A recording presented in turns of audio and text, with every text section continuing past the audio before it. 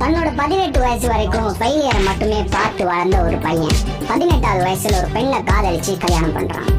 அதுக்கு பின்னாடியாச்சும் லைஃப் நல்லா போகுமேனு பார்த்தா அது அதை விட பயன்படும்.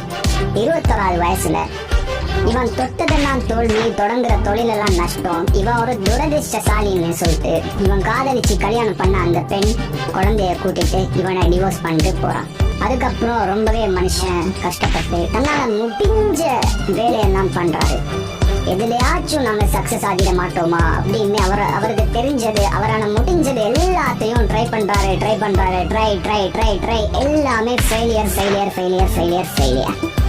எந்த அளவுக்குன்னா அவரோட 65வது வயசு வரைக்கும் ஃபெயிலியர்.